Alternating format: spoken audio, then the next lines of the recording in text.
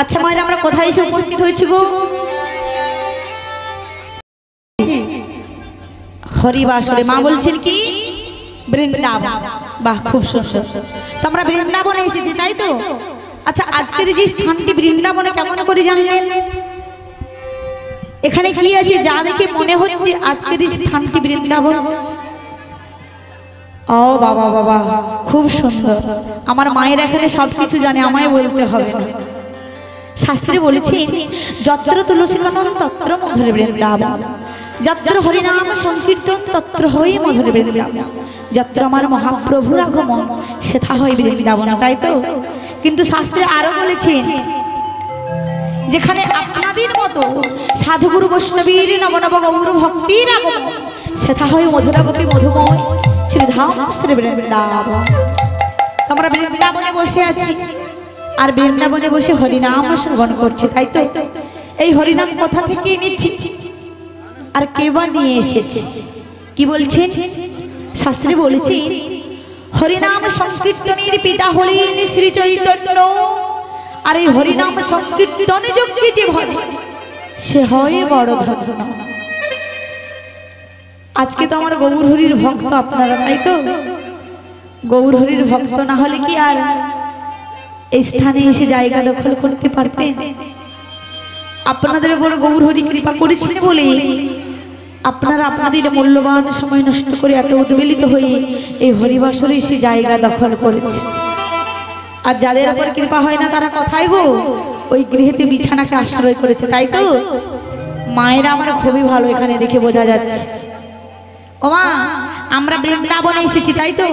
বৃন্দাবনে থাকতে হলে একটি নিয়ম পালন করতে হয়। কি বলুন তো? বাবা, খুব সুন্দর।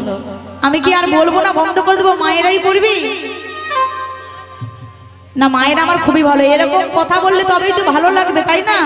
কারণ বক্তা শ্রোতার মধ্যে সম্পর্কটা নিবিড় হওয়া চাই। আপনারা বলবেন, আমরাও শুনবো, আমরাও বলবো, আপনারা শুনবেন, তাই তো? তো বৃন্দাবনে থাকতে হলে প্রেম সে বদনে বলতে হবে রাধে রাধে, তাই তো? আমরা লীলা আস্বাদন করব আর সেই লীলার পূর্বে আমরা বৃন্দাবনে রাধারানীর নাম স্মরণ করব।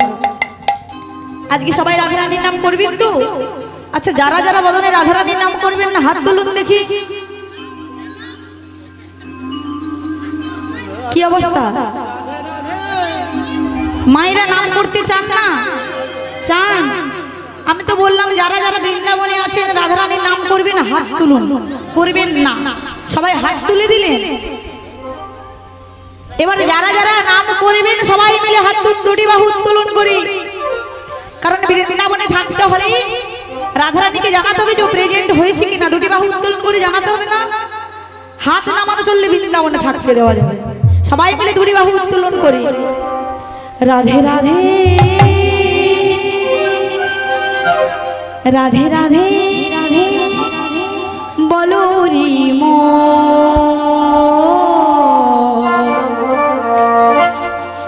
যদি যাবি মধুর বৃন্দাবন। রাধে রাধে রাধে রাধে বলো রে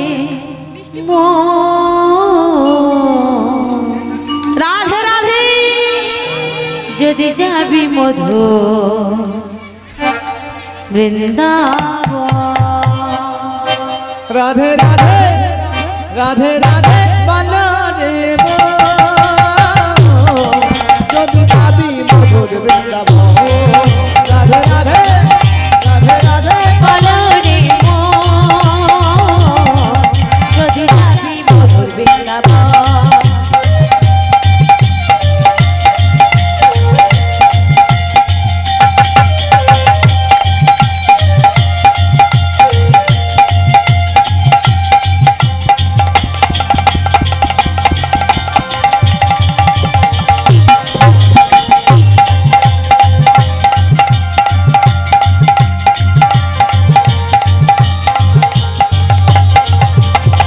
রাধা নামটি দুই অক্ষরে নামে কত জানি শোভা ছাড়ে।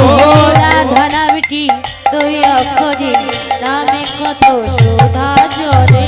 রাধা নামটি দুই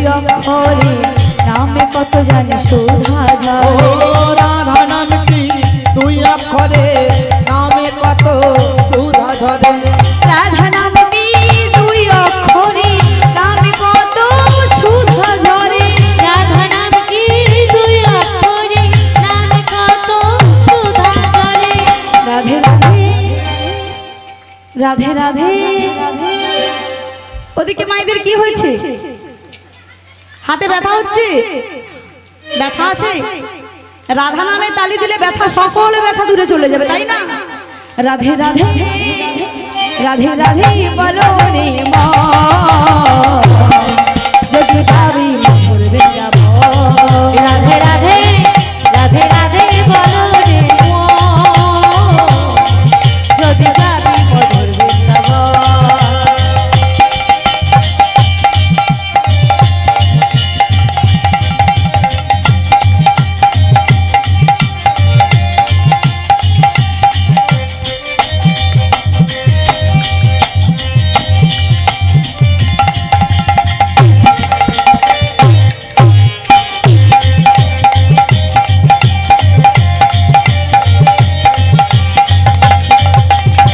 বৃন্দাবনে তরুলতা তারাও বলে শ্রী রাধে কথা ও বৃন্দাবনে তরুলতা তার মনে রাধে কথা বৃন্দাবনে তরুলতা তারাও বলে শ্রী রাধে ও কথা বৃন্দাবনে তরুলতা তার বলে শ্রী রাধে কথা আমার বিধ বলি শ্যামলি গাই রাধা আমার বেদ বলি শ্যাম গায়ে রাধা রাধে রাধে রাধে রাধে রাধে রাধে বলো রে মন যদি যাবি মধুর বৃন্দাবন রাধে রাধে রাধে রাধে বানারে যদি যাবি মধুর বৃন্দাবন যদি যাবি মধুর বৃন্দাবন নিতাই গৌর প্রেমানন্দে হরি হরি বল। যাবি মধুর বৃন্দাবন যদি যাবি মধুর বৃন্দাবন যদি যাবি মধুর বৃন্দাবন আসুন মায়েরা রাত্রি বিলম্ব হচ্ছে আবার অবস্থাটা দেখুন আজকে বৃষ্টি হচ্ছে তাই না ভগবান যা করেন মঙ্গলের জন্য যখন হয় আমরা হয়তো ভাবি আমাদের ক্ষতি হয়ে গেল আমরা কষ্ট পেলাম দুঃখ পেলাম কিন্তু পরে ভেবে দেখো ভগবান যা করেন মঙ্গলেরই জন্যই করে এই যে বৃষ্টি হচ্ছে ভগবান তো উপর থেকে আশীর্বাদ দিচ্ছেন আপনাদের তাই না সবাইকে দুটি বাহু তুলে আশীর্বাদ দিচ্ছেন তাই গৌর প্রেমানন্দে হরি হরি বল। তাই আজকে আমরা যে লীলাটি আস্বাদন করব সেই লীলা মাধুর্য লীলা পুরুষোত্তম বিষ্ণুপুরী মদন মোহন আজকে আমরা জানবো সেই বাঁকুড়া জেলার অন্তর্গত বিষ্ণুপুর একটি ছোট্ট গ্রাম সেই গ্রামে কেমন করে আমার মদন মোহন প্রতিষ্ঠা হয়েছিলেন এই মদন মোহন কোনো ভাস্করের তৈরি না বৃন্দাবনে চন্দ্রবংশের বাঁকা বিহারী স্বয়ং ওই বাঁকুড়ার বাঁকা নদীতে প্রকটিত হয়েছিল আর কোন ভক্ত সেই মদন মোহনকে পেয়েছিলেন আর কেমন করে প্রতিষ্ঠা করেছিলেন আজকে আমরা সেই ভক্তের কথা জানবো সেই ভক্ত হলো গোপাল সিংহ ওই রাজা গোপাল সিংহের জন্ম কোথায় আর পিতামাতা কে ছিল এবং কেমন করে সেই ভক্ত আমার মদন মোহনকে পেয়ে ওই বিষ্ণুপুরী প্রতিষ্ঠাটা করেছিলেন তাই আজকের লীলা মাধুর্যই আমার বিষ্ণুপুরীর মদন মোহন বিষ্ণুপুরী একজন ক্ষত্রিয় ব্রাহ্মণ ছিলেন যার নাম ছিল সনাতন দাস আর ওই সনাতন দাস ছিলেন একজন ভাড়াটিয়া যোদ্ধা ওমা আজকের দিনে যেমন দেশের হয়ে যুদ্ধ করতে কে যায় সৈনিকরা যায় তো তখন আগেকার দিনে ছিল ভাড়াটিয়া করে নিয়ে যেত ওই সনাতন দাস ছিলেন একজন ভাড়াটিয়া যোদ্ধা আর একবার কর্ণাটকে যুদ্ধ করতে গিয়ে শিলাবতী নামে একজন পরম বৈষ্ণবী কন্যাকে বিবাহ করে এনেছে তাই লীলাকার এক পাশে দাঁড়িয়ে কলম দিচ্ছি বিষ্ণুপুরী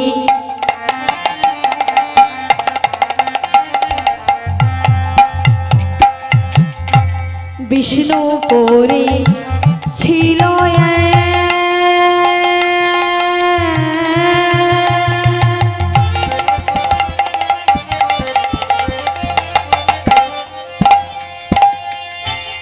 ক্ষত্রিয় রমণী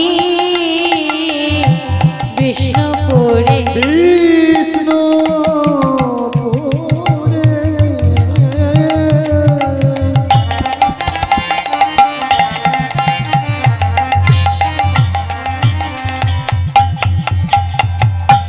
বিষ্ণুপুরে ছিল ছিল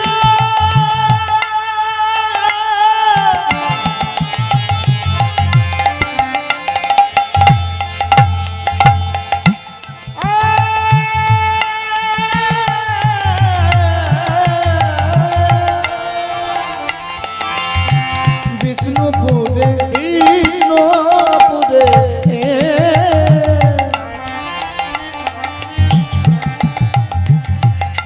ছিল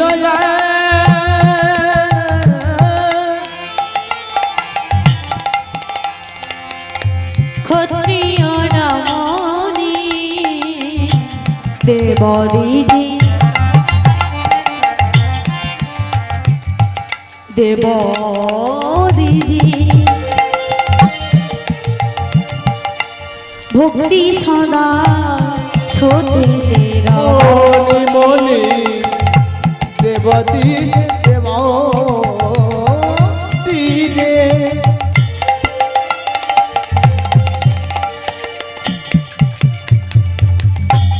ভক্তি সদায় সতী শিরমণি শিলাবতী নামে যেতা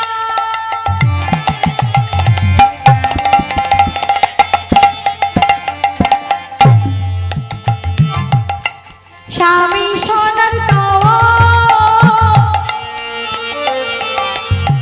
দিবানিশি পূজি তারা শ্রীহরির চরণ দিবানিশি পূজে তারা শ্রী হরি চরণ সদাই কৃষ্ণ কৃষ্ণ কৃষ্ণ তারা কৃষ্ণ কৃষ্ণ কৃষ্ণ বলে কৃষ্ণ কৃষ্ণ কৃষ্ণ বলে তারা কৃষ্ণ কৃষ্ণ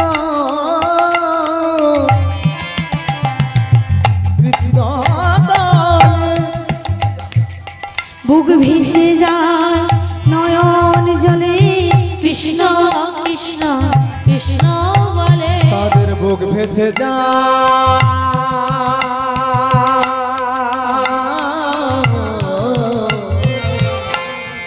নয়ন জলে গোবিন্দ কৃপা বলে কৃষ্ণ কৃষ্ণ কৃষ্ণ বলে গোবিন্দ কৃপা কর বলে কৃষ্ণ কৃষ্ণ কৃষ্ণ বলে গোবিন্দ তোমার হলামে বলে কৃষ্ণ কৃষ্ণ কৃষ্ণ বলে গোবিন্দ তোমার হলামে বলে কৃষ্ণ কৃষ্ণ কৃষ্ণ বলে হ্যাঁ গোবিন্দ তাই গৌর প্রেমানন্দ হরি বল হরি বল হরি বল গোবিন্দ তোমার হলাম কৃষ্ণ কৃষ্ণ কৃষ্ণ বলে সদাই কৃষ্ণ কৃষ্ণ কৃষ্ণ বলে দেবদিনে ভক্তি সদাই সদী শিরমণি মনি দেবদিনে ভক্তি সদাই সদী শিরমণি ওই শিলাবতী মা ছিলেন একজন পরম বৈষ্ণব, যিনি সতী ছিলেন। কেমন সতী? একজন স্ত্রীর যা যা কর্তব্য, যা যা আচরণ, মা শিলাবতী সবকিছু মেনে চলতেন। তা আজকে মা শিলাবতী কি করেছি? প্রাতকালে শয্যা থেকে উঠে চলেছেন গোবিন্দের মন্দিরে, গোবিন্দের সাধন ভোজন করতে। আর গোবিন্দের মন্দিরে গিয়ে গোবিন্দের চরণ তলে নয়ন বারিশন করি করে বলছি, ওগো দয়াময়, আমি যেদিন থেকে জানতে পেরেছি যে আমি সন্তানের মা হতে চলেছি, আমার গর্ভে রয়েছে 9 মাসের সন্তান, আমি তোমার কাছে কিছুই চাইনি দয়াময়। তুমি শুধু সেই আশীর্বাদ করো। আমার এই সন্তান এই পৃথিবীতে এসে ডাক্তার হবে না, মাস্টার হবে না, ইঞ্জিনিয়ার হবে, আমি তা জানি না প্রভু, শুধু এই কৃপা করো ও যেন এই পৃথিবীতে এসে তোমার সাধন ভজন করে তোমার চরণে সেবা করতে পারে। শুধু এই কৃপা করো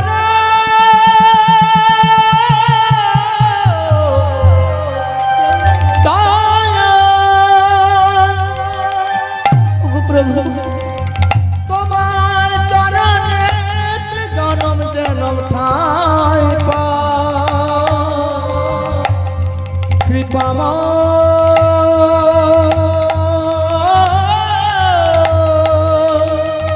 কৃপা করো। জানি না কেমন করে তোমার সেবা করতে হবে। পুরীতে তোমার জন্য 56 ভোগ দিই তোমার সেবা।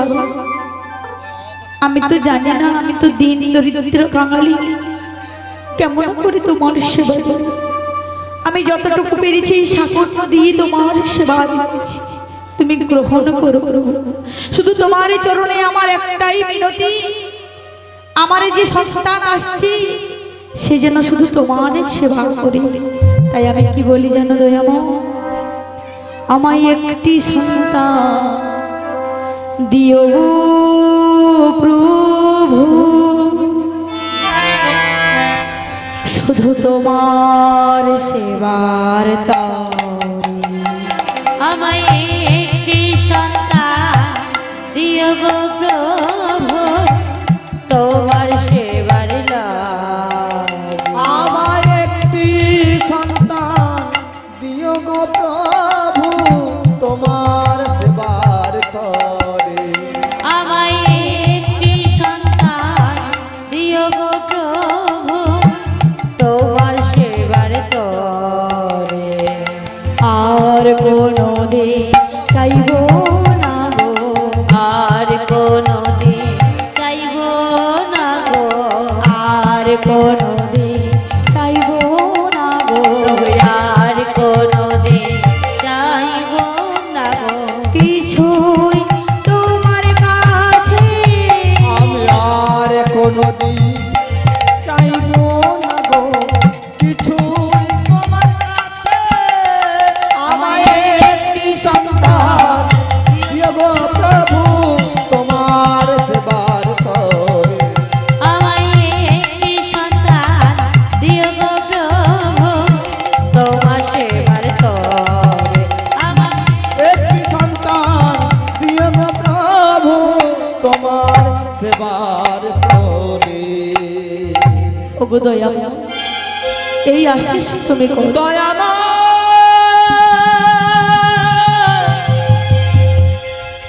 এই কৃপা করো মোরে। এমন সময় দরজার পাশে এসে ঝাঁক দিচ্ছি, শিলাবতী বাড়িতে আছো? শিলাবতী দরজা খোলো। কে কে এমন করে ডাকছি? আমি সনাতন। ওমা, সনাতন দাস দরজার পেছনে দাঁড়িয়ে আড়ালে দাঁড়িয়ে দাঁড়িয়ে দেখছিল কেমন করে শিলাবতী ভগবানকে সেবা করে। আর যেই না দরজা খুলে দেখছি স্বামী দরজার সামনে দাঁড়িয়েছে। কি তুমি এমন চুপি সারে দরজার সামনে দাঁড়িয়ে আছো কেন? আচ্ছা স্বামী, তুমি কি কিছু শুনেছো? না না শিলাবতী, আমি কিছুই শুনি না। ওমা, আজকে সনাতন দাস সব কিছু শুনেও জেনেও তবু না বলছে কেন জানো? কথাই বলে না, আপন ভজন কথা না কহিবি যথা তথা। তাই মা শিলাবতীকে কিছু বললে না। বলছো, শিলাবতী আমায় প্রসাদ দেবে না? যেই না হাতে প্রসাদটি দিয়েছে, প্রসাদটি বদলে তুলে বলছে, জানো শিলাবতী, আমি তোমায় একটা কথা বলতে চাই, কিন্তু কেমন করে যে বলবো আমি ভেবে পাচ্ছি। কেন? তুমি না আমায় অগ্নি সাক্ষী করে বিবাহ করে এনেছো, তুমি তোমার সকল কথা নিঃসংকোচে আমায় বলতে পারো, কোনো দ্বিধা মনে না রেখে। বলো না, তুমি কি বলতে চাই? জানো শিলাবতী, আমার ডাক এসেছে। একই কথা? হ্যাঁ গো, আগামীকাল 7 দিনের গয়া যুদ্ধে আমি গমন করব। না না বলো না, বলো না, অমন কথা তুমি বলো না। তুমি অমন করে বলো না, বলো না অমন কথা তুমি।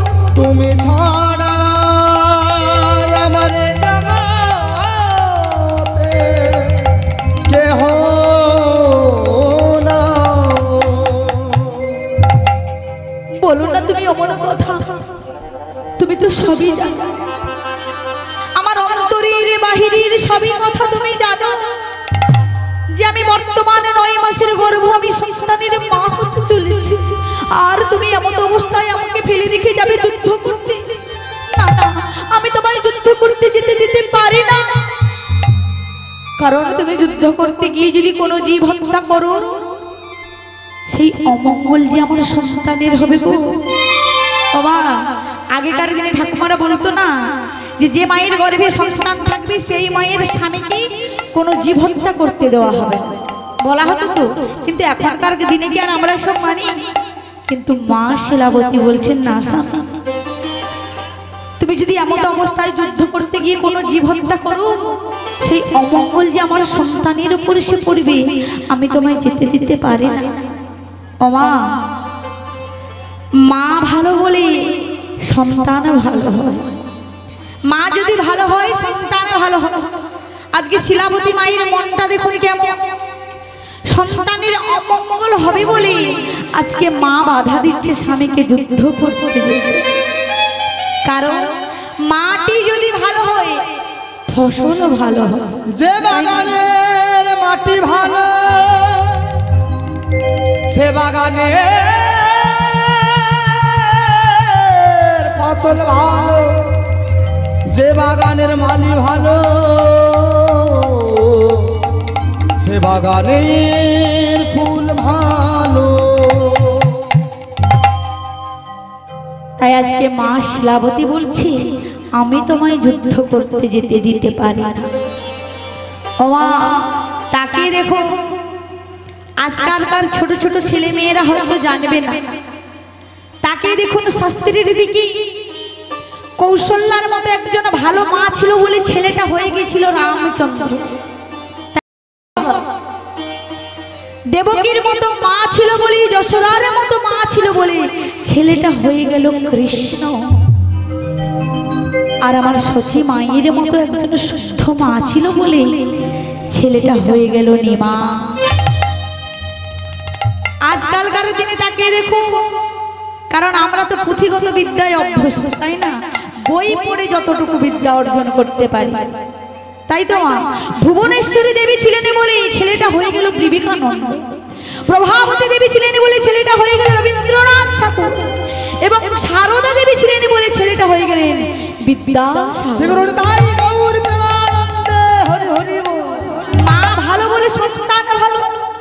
কিন্তু তাকে দেখো, একজন অসুর হিরণ্যকশিপু, কিন্তু মা কয়াধু ভালো ছিলেন বলে, ভক্তিমতী ছিলেন বলে, কৃষ্ণ পরায়ণা ছিলেন বলে ছেলেটা হয়ে গেল প্রহল্লাদ।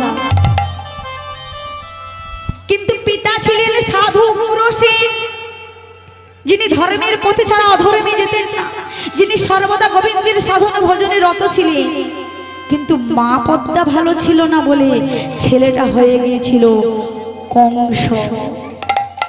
তাহলে মাকে আগে ভালো হতে হবে, তবেই তো সন্তান ভালো হবে। তাই আজকে সনাতন দাস বলছে, শিলাবতী, আমার এই যে সন্তানে জন্মগ্রহণ করবি, তাকে মানুষ করার জন্য তো অর্থের প্রয়োজন। তাই তুমি আমায় বাধা দিও না। তবে আমি তোমার সন্তানের অমঙ্গল করব না গো। আমাদের সন্তানের আমি অমঙ্গল চাই না।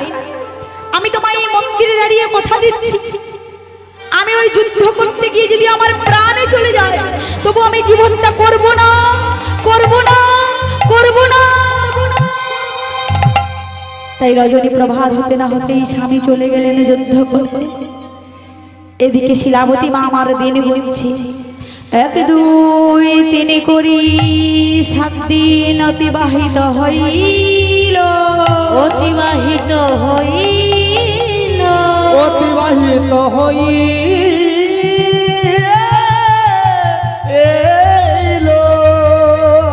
অষ্টম দিনের দিন স্বামী ফিরিয়া নয় আসে,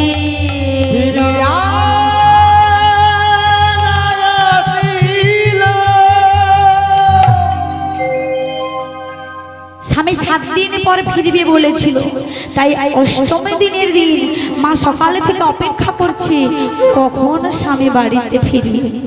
ও মা, সকালে গড়িয়ে দুপুর, দুপুর গড়িয়ে বিকেলে, বিকেলে গড়িয়ে সন্ধে হয়ে গেল, স্বামী গৃহেতে আসছে না। তাই এমন সময় মা কি করছে গো, হাতে প্রদীপ নিয়ে তুলসী মন্দিরে যাচ্ছে। আমরা সন্ধ্যেবেলা প্রদীপ নিয়ে তুলসী মন্দিরে যাই তো প্রদীপ জ্বালানোর জন্য।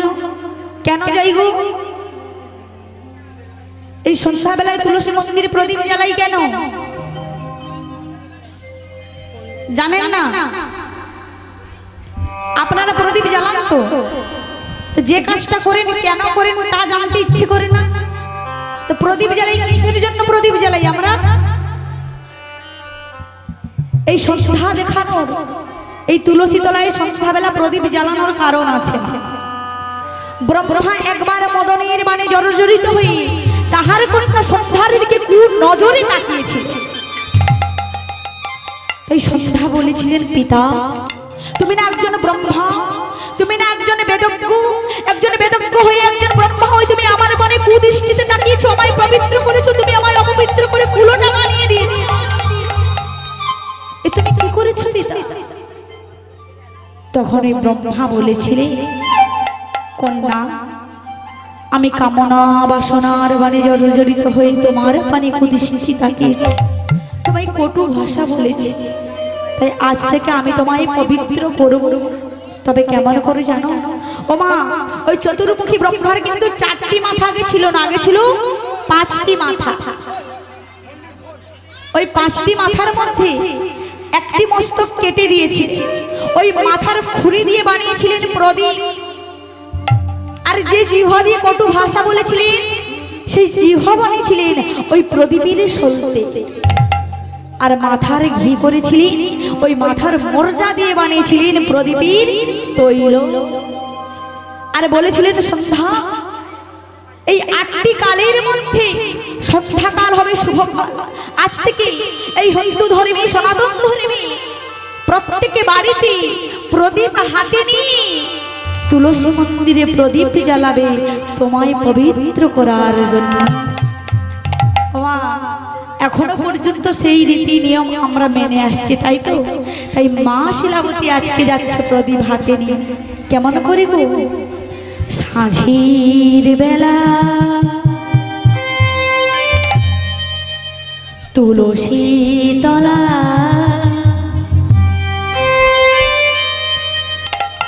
প্রদীপ লয়ে হাতে শিলাবতী মনে মনে স্বামী ছবি আঁকে। সাঁঝের বেলা তুলসী তলা প্রদীপ লয়ে হাতে শিলাবতী মনে মনে স্বামী ছবি আঁকে। সাঁঝের বেলা তুলসী তলা প্রদীপ লয়ে হাতে শিলাবতী মনে মনে স্বামী ছবি আঁকে। সাঁঝের বেলা তুলসী তলা প্রদীপ লয়ে হাতে শিলাবতী মনে মনে স্বামীর ছবি আঁকে। কাজের বেলা তুলসী তলা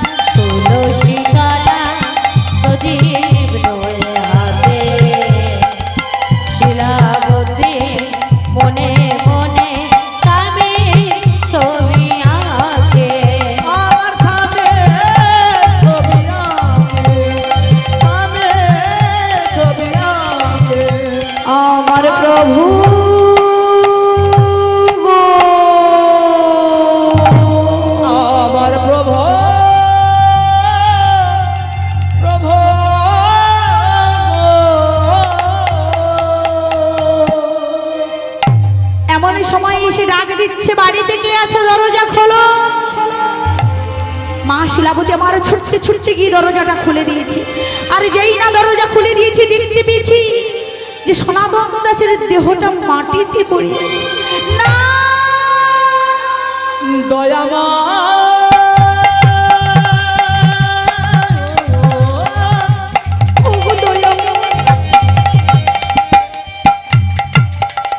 এই কি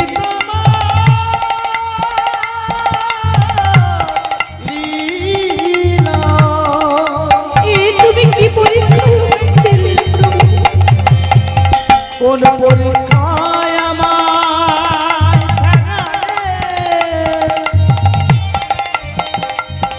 বলো বলো কৃপামা। ওগো দয়ামা, ওগো প্রভু, এ তুমি কি করলে? একজন প্রতিবেশী বলছে, শিলাবতী, ওই 7 দিনের গয়া যুদ্ধে তোমার স্বামী প্রাণ ত্যাগ করেছে। না, এ হতে পারে না, এ কিছুতেই হতে পারে না। প্রভু, এ তুমি কি শাস্তি দিলে আমার? আমি তো সর্বদা তোমারই চরণ ভজন করি, তোমারই চরণে তুলসী চন্দন পত্র না দিয়ে আমি জল গ্রহণ করি না। আমি যে সর্বদা তোমার নামে ভজন করে থাকি, তাহলে তুমি আমায় এত বড় শাস্তি কেন দিলে? তুমি তো সবই জানো দয়াময়, এই জগতে যে আমার স্বামী ছাড়া আমার কেহ না। বলো না, এবারে আমি কেমন করে থাকবো? আমার এই সন্তান যে এখনো পৃথিবীতে আসতে পারেনি, এই পৃথিবীতে আসার আগে সে তার পিতাকে হারিয়ে ফেলল। কেমন করে আমি আমার সন্তানকে মানুষ করব? সকল প্রতিবেশীরা সান্ত্বনা দিয়ে বলছে, শিলাবতী, এই সংসারে আমরা আসি একা, আর এই সংসারে ছেড়ে আমাদের যেতে হয়। এই সংসারে আমাদের জন্য কেউ অপেক্ষা করি না গো, কারণ এই সংসার রঙ্গমঞ্চে যে আমরা অভিনেতা মাত্র, তার চরণে থেকে যে এসেছি এই সংসার রঙ্গমঞ্চে অভিনয় করার জন্য। কেউ কারোর পিতা, কেউ কারোর মাতা হয়েছে, আবার কেউ কারোর কন্যা হয়েছে, কেউ বা পুত্র হয়েছে। যখন যার অভিনয় শেষ হয়ে যাবে, যখন তার ডাক আসবে, এই সংসারে ছেড়ে, সকলকে ছেড়ে আমাদের যে চলে যেতে হবে। কারণ এই সংসারে আমাদের যে কেউ না। কতদিন তুমি এই আকৃষ্ট মায়ার বাঁধনে পড়ে থাকবে গো? আমাদের সংসারে এই যে পুত্র কন্যা স্ত্রী সবাইকে, আত্মীয় পরিজনের সবাইকে জড়িয়ে ধরে আছে। কতক্ষণ, যতক্ষণ তোমার শরীরে ক্ষমতা থাকবে, যতক্ষণ তুমি সংসারের জন্য অর্থ উপার্জন করবে, ততক্ষণ তোমাকে সবাই ভালোবাসবে, তোমাকে সবাই জড়িয়ে ধরে রাখবে। ভেবে দেখো, যেদিনে তোমার শরীরে ক্ষমতা থাকবে না, তুমি এই সংসারের জন্য অর্থ উপার্জন করতে পারবে না, সবাই তোমাকে দূরে টেনে দেবে, বলবে এ আপদ মরিলে বাঁচি। দারুণ সংসারে চরিত্র দেখিয়া পরাণে লাগিছে কাল সাপে মুখে সুতিয়া রয়েছে, কখন কি জানি সে ও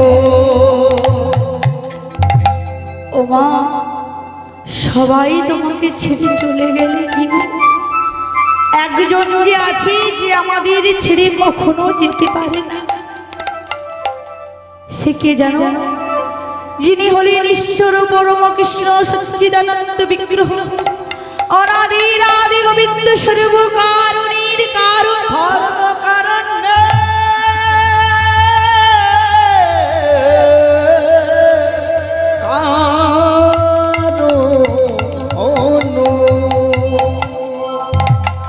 তিনি যে সর্বদা আমাদের হৃদয় মন্দিরের দরজার সামনে অপেক্ষা করছে।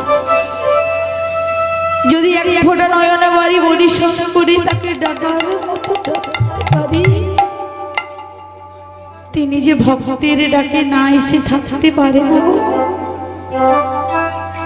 তাই সকলে আজকে সান্ত্বনা দিচ্ছে, কারণ ভগবান বলছে কি যে আমি সব সইতে পারি, দুটি জিনিস নয় কি, এক হলো ভক্তের অহংকার আর এক হলো ভক্তের নয়নের জল। তাই ভগবানকে ডাকতে হলে মা ভগবান রূপী নয়, ভগবানের সঙ্গে সুসম্পর্ক তৈরি করতে হয়। কারণ এখানে যদি ভালোবাসা তৈরি করতে পারি তবে ভগবানের সঙ্গে ভালোবাসাটা আপনাতেই হবে। তাই তো ভগবান নিজ বদনে বলেছে, মোর পুত্র মোর সখা মোর প্রাণপতি, মোর প্রাণপতি,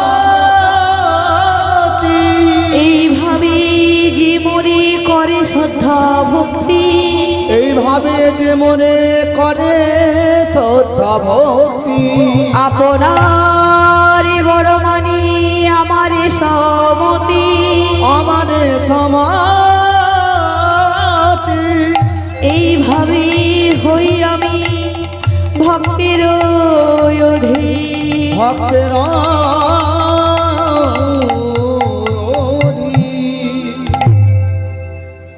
ভগবান বলেছে আমাকে যদি কেউ পুত্র হিসাবে ভালোবাসে, বন্ধু হিসাবে ভালোবাসে, যে যেমন ভাবে আমায় ডাকে আমি তেমন ভাবেই তার কাছে যাই। যেমন মা যশোদা পেয়েছিলেন ভগবান শ্রীকৃষ্ণকে, তিনি কি জানতেন যে অনন্ত কোটি বিশ্ব ব্রহ্মাণ্ডের মালিক ভগবান শ্রীকৃষ্ণ? তিনি কি জানতেন ও আমার ছেলে, আমার কানাই, তাই না, আমার গোপাল। তো যেমন ভক্ত সুদামা পেয়েছিলেন, তিনি কি জানতেন ও তো আমার সখা, আমার বন্ধু, আমার কৃষ্ণ। যেমন দাম সুদাম কঠিন শ্রীদাম সুদাম সবাই পেয়েছিলেন, যেমন সখা অর্জুনে পেয়েছিলেন বন্ধু হিসাবে ভগবানকে, তেমনি ভগবানকে কাছে পেতে হলে ভগবানের সঙ্গে আগে সম্পর্ক তৈরি করতে হবে, তবেই তো ভগবান কাছে আসবে, তাই না? তাই আজকে সকল প্রতিবেশীরা সান্ত্বনা দিয়ে বলছে, শিলাবতী কেঁদো না গো, এই সংসারে তো আমরা আসি একা, আমাদের যেতে হয় একা। তাই সনাতন দাসের যে ডাক এসেছে, তাই যে প্রভুর চরণ তলে আশ্রিত হয়েছে। তাই মা শিলাবতী সান্ত্বনা পেয়ে সবার কাছে স্বামীর সাধ্যাদের কাজ সম্পন্ন করলেন। আর একদিন চলেছে কোথায় না, পাশের বাড়িতে ভাগবত পাঠ হচ্ছে, মা চলেছে ভাগবত পাঠ শ্রবণ করতে। এই যে আপনারা এসেছেন এখানে নাম শ্রবণ করতে, তাই তো, এই হরিনাম শ্রবণ করতে এসেছেন, তেমনি মা চলেছেন ভাগবত পাঠ শ্রবণ করতে। আর ওই ভাগবত পাঠকের মুখে শ্রবণ করল যে অন্তিম কালে যদি গোবিন্দ চরণে পেতে হয়, জগন্নাথ চরণে পেতে হয়, তবে একবার পরিধামে গিয়ে জগন্নাথ দেবকে দর্শন করতে হবে। ও মা, অন্তিম কালে আমরা ডাকি ভগবানকে। অনেকে বলে না, দেখবে যদি কম বয়সে, অল্প বয়সে যদি কোনো ছেলে মেয়েরা কৃষ্ণ নামে রত হন, গুরু দীক্ষা গ্রহণ করি, কণ্ঠে তুলসী মালা ধারণ করি, দাদর সঙ্গে তিলক ধারণ করি, বদনে হরিনাম করে, অনেকে নিন্দে করে কটু ভাষায় কথা বলে না, বলে এ আজ থেকে হরিনাম করছে, নিন্দে করে তো। কিন্তু মা গো,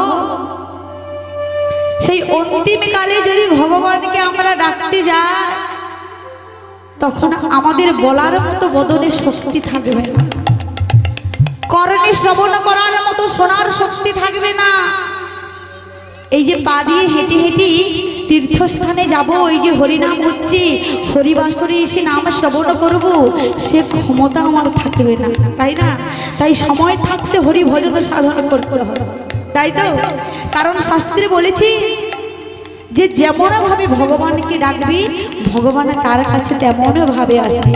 জং জং বাপি শরণং তেজ কলেন্তি বড় তাং তেমে ব্যক্তি কন্তিও সদা তদ ভাব ভাবিত। যে যেমন ভাবে আমার প্রভুকে ডাকবি প্রভু যে তার সাথে তেমন ভাবে আসবে গো। কারণ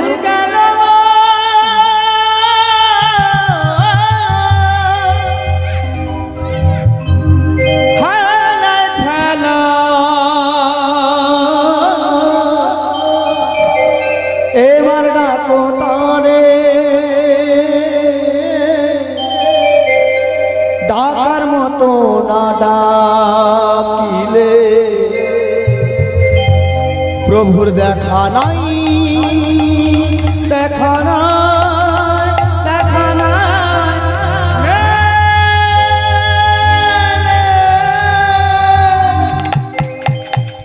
তাই তো ভগবান বলেছে তোমরা সকল ধর্ম পরিত্যাগ করি আমার শরণ নাও। যে যথামাং প্রপদ্যন্তে তাংস্তথৈব ভজামহ মম বর্তানুবর্তন্তি মনুষ্য সর্বস্ব পার্থ।